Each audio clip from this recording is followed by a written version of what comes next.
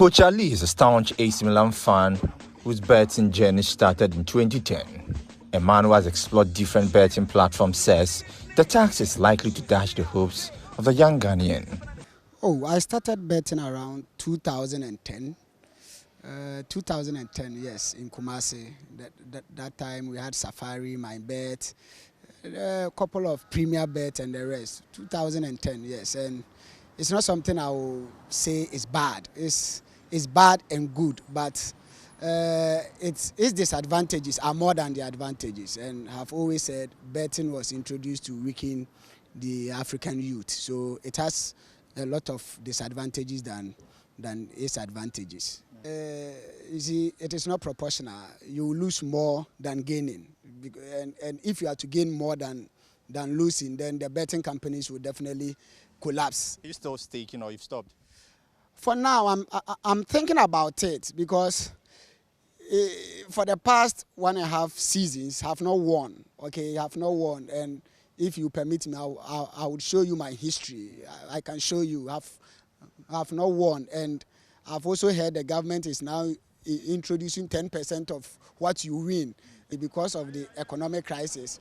I can even show it to you. There was a time I staked 0.02 pesos because I just needed hope. You see, I just needed hope. So and all these, I can tell you, lost. The last time I won a bet is like 2 years ago. But I've been staking 30 cedis, 40 cedis, 50 cedis, 5 cedis, 2 cedis, and 0.02 pesos. So it tells you how the economy is. The story isn't different for Chikata, a level 200 student of the University of Ghana studying sociology. She says the move is unfair and she expects government to do better. I don't agree with this because first, before it was e-levy, and then before the e-levy was introduced, how I saw the country, the development and all that. After the e-levy, I was expecting a difference. Like I should see a difference in the development of the country. Maybe this is what the e-levy was used for, but I've not seen any difference before and after taking the e-levy. So to this, I feel taking the 10% is because of the economic crisis we have in the country. And to me, I don't believe after taking this, there's going to be any change in the development of the country as I thought it was going to be a change. There was going to be a change during the e-levy. So to me, I don't agree with this. And then secondly, when I bet and then I win, you take 10%. But when I lose, what's going to happen? You're not going to give me any 10%. So it's not being fair. After all, it's my money I invested in the betting. So if I lose and I don't get anything, but when I win, you get something, that's very unfair to me. Ibrahim is a trader. He thinks otherwise.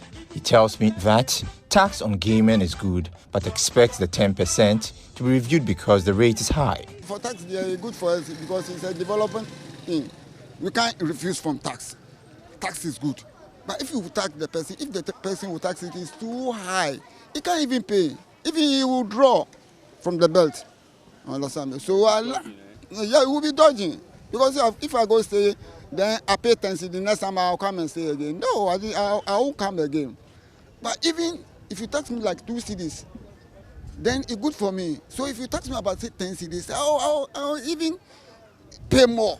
The application of this levy is part of a broader review of the income tax on gaming and lottery operations in the country. It's going to, discourage most of the youths in going through this betting, this lottery and all that. And in another way too, most of us are unemployed. Most of the youth in Ghana are unemployed. So many of them are using these bet platforms to get income, to get money into their account and all that, to do 1 or 2 things that they need to do. So I think in a way it's going to help, but in a way it's not going to help us too.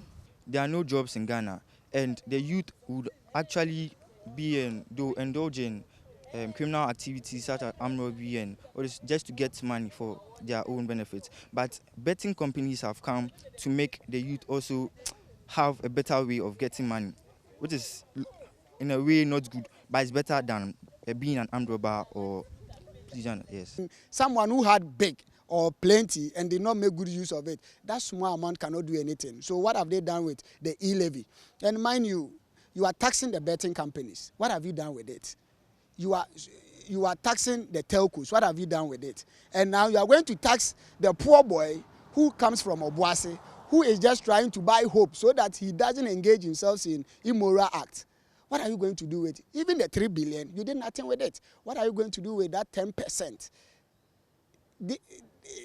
It is not going to help us. So, you see, one, they are lazy and they are using the lazy man approach. And if you use the lazy man approach, there is no significant impact in the society. So it's better they stop. It has no positives, it has no advantages. I'm urging them, if they think we win, they should take Ghana's reserves, go there and stake and see if the youth win. That is where they will know that they have to put money into the pockets of the youth. Every month, at least 500 cedis on my Momo. Then it comes. The withholding tax deduction, according to the Ghana Revenue Authority, applies to winnings paid or payable by private lotto operators, sports betting operators, casino operators, route operators, remote interactive game operators, operators of marketing promotions, and operators of other games of chance. James Echen's reports for Joy Business.